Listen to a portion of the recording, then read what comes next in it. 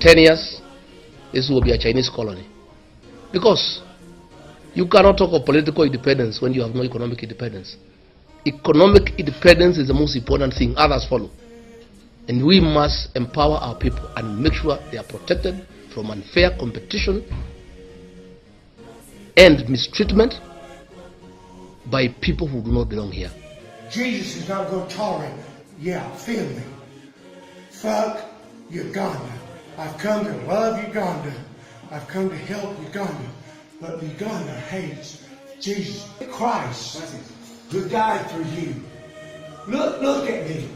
Look at Christ who died for you. Look at Christ. You understand me? Hey, bitch. Look at me, bitch. Yeah, you're afraid. You goddamn ought to be afraid. Bitch. Nigger. Bitch. No. You obey what I say. I don't obey you. You understand?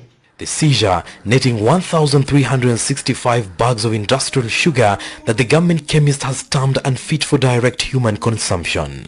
When you see the reports that have come from chemical analysis that have been done, some of what we are selling around and mixing as sugar has got high contents of mercury, has got high contents of copper. According to medics, if consumed, mercury has adverse effects on the human body, including complications on the nervous system, digestive system, weakens the immune system, causes kidney failure, in addition to being highly cancerous. Copper causes nausea, bloody diarrhea, low blood pressure, anemia, and heart complications. They are killing us because they are selling poison to all of us, and none of us is safe. Mention the food we consume. Across the entire spectrum, we have this kind of nonsense. Therefore, this is a war that will be sustained. This is not your usual type of things you have been hearing around. We will investigate, we will come back. This is a different ball game. Take it from me. And I'm not saying we have anything against investors. We want them to come, but we want them to work with us, and we don't want them to come and destroy the local capacity. And if we don't protect the local capacity and we allow the Chinese to kill the local capacity, they are quoting laws so that our people cannot compete. In another 10 years, when the entire local capacity is entirely destroyed, they'll come back now and raise the prices. And there's nothing we shall do because we shall have no capacity. So this bill intends to protect the local capacity. We want them to partner with us so that it's technology transfer. We want our engineers to be parts of these projects. They are coming with everything. Engineers, surveyors, plant operators, drivers. Why do you need to bring somebody from China to drive a truck?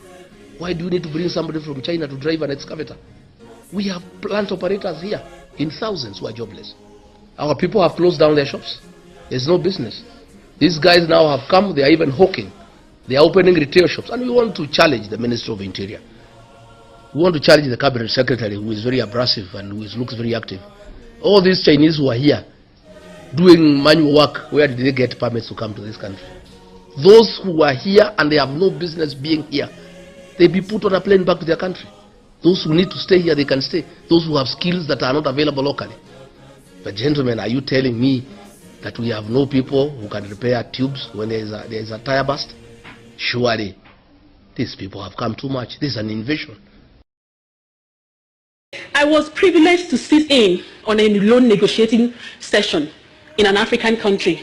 So I would do this consultancy position during summer, since I was a doctorate student.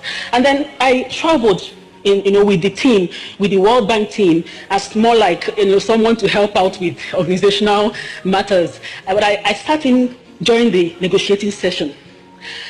I had mostly Euro-Americans, with me from Washington, D.C. And I looked across the table at my African brothers and sisters. I could see intimidation on their faces. They didn't believe they had anything to offer the great-great-grandchildren of Mungo Park. The owners of Apple in A is for Apple.